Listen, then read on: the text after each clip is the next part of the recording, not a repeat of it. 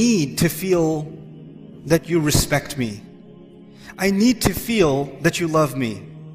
Just like you need to feel like I care about you. When you love someone, you kind of have some needs from them.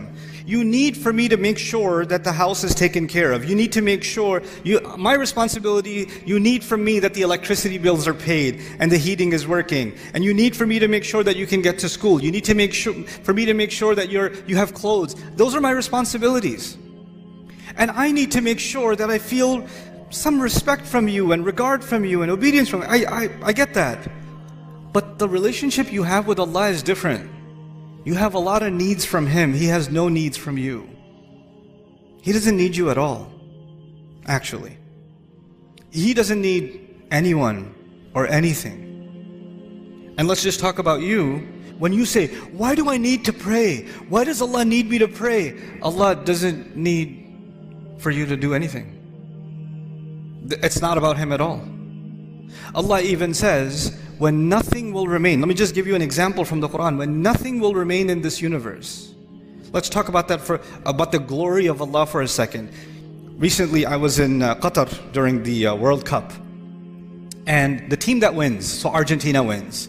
And it's a glorious event. And they're being celebrated as champions, right? But imagine if the athlete was being celebrated, but there was no crowd, no cameras, no stadium, nothing. A guy lives on his own on an island, and he kicks a ball into a goal and says, "Glory!" and nobody's there. That sounds psychotic, doesn't it? To have glory, you need to have an audience. To be acknowledged, you need to have people around, somebody to be acknowledged. To have praise, to have appreciation, you can't have appreciation by yourself. You got to have someone doing it for you. But Allah says, كُلُّ مَنْ عَلَيْهَا فَانٍ وَيَبْقَى وَجْهُ رَبِّكَ ذُو الْجَلَالِ وَالْإِكْرَامِ.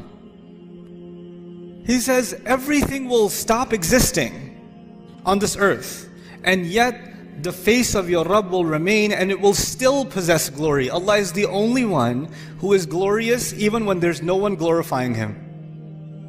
Only one. Anybody else needs somebody else to do it. So Allah does not need my prayers. Allah doesn't need me to eat halal chicken.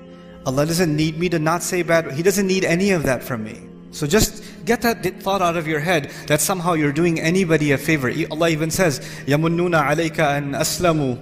They think they're doing you a favor by accepting Islam. You know?